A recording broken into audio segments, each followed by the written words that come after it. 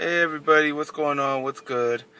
It's your boy Mario doing another vlog in the van, and I just wanted to share a little something real quick that the Lord put in my heart to share with you guys. And if you want to go with me to Philippians 2 verse 14 and 15, I'm going to read two very profound scriptures that Paul shared with the Philippian church. And in the New Living Translation, it says as, "Do everything without complaining and arguing, so that no one can criticize you. Live clean, innocent lives as children of God, shining like bright lights in a world full of crooked and perverse people." Okay, I'm going to stop right there. And the reason why those two scriptures came to mind is because mainly of what's been going on today in the world, not just social media, but really, I mean, if you really think about it, mainly like what's even happening in our own homes, in our own communities, our own job places, even in congregations, church buildings, if you will. Do everything without arguing and complaining. There's many Christians today, some are pro-life, some are pro-choice. Ironically speaking, I'm not going to touch too into that, but there's usually certain disagreements with certain believers towards other believers.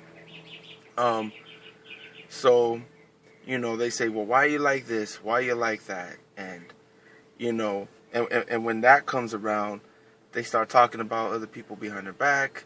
And then when you find out someone's saying something, instead of confronting them, like how Jesus talks about in Matthew 18, verses 15 to 17, instead we become quick to speak, quick to get angry, and slow to listen, and instead we come into arguing. After all the complaining, after all the gossiping, after all the talk, right? So that is like, whoa, that shows a lack of Christ-like character when we do that, amen.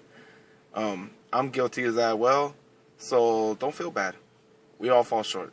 And verse 15, I like what Paul says, if you do that if you do not argue, you do not complain all the time, no one can say nothing bad about you. No one can make a case and say, oh, well, this brother, he has an arguing spirit. He has a debatable spirit. This brother, he's always crying all the time. He's always subtweeting.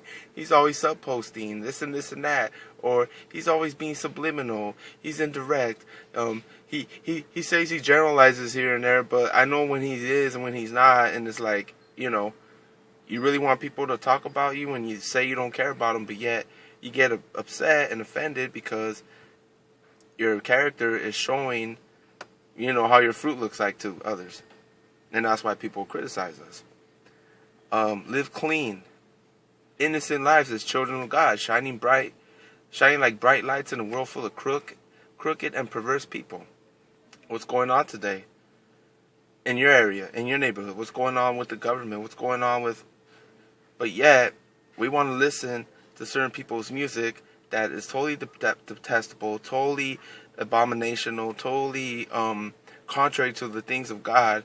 And yes, many Christians listen to certain artists who sing and rap and write songs that are totally immoral, totally perverted, totally ugly, totally evil and diabolical, but yet we call ourselves Christians. Yet we shouldn't be judging these certain people.